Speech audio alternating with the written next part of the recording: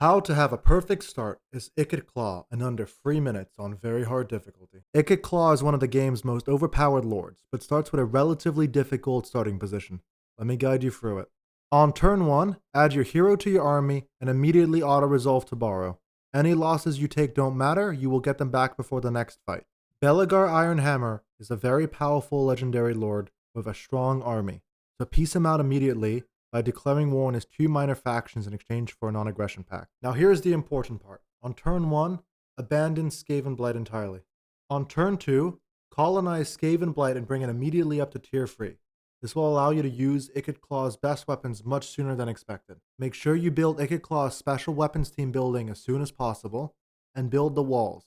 The walls mean you will never have to worry about Morgr ever again.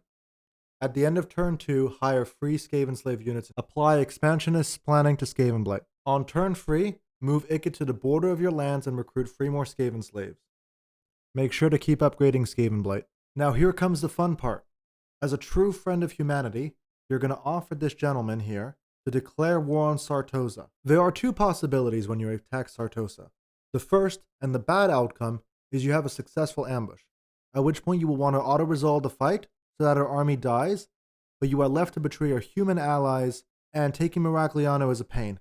I don't recommend sieging the capital, as your weapons teams are utterly useless against the walls. You can attempt to deploy the nuke to kill the crossbowmen, but it will still be a very rough time. What I recommend instead is sieging Miragliano and letting them fight you. You're able to use your weapons teams on the open ground, and you'll have a much easier time.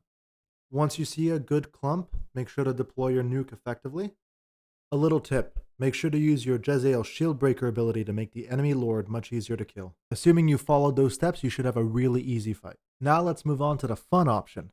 If you didn't manage to get a successful ambush, great news. Make sure to fight the fight manually and hide your whole army in the corner. Once you see a good opportunity, deploy your nuke in the choke point. Then, here comes the best part. As you are a true ally to humanity, you're going to sit in the corner while the Empire army does all of the fighting. In this case, the Empire army won. Remember, you are their military ally, so the AI will have no issue with you killing all of their units with your spells and abilities. You see, even the game doesn't think it counts. Ideally, you should come out of this fight having lost next to no units, keep up momentum. Once your trusty human allies have lived out their purpose, make sure to take their city easily in auto-resolve. Moving forwards, my advice is easy. Continue taking all of Sartosa's land.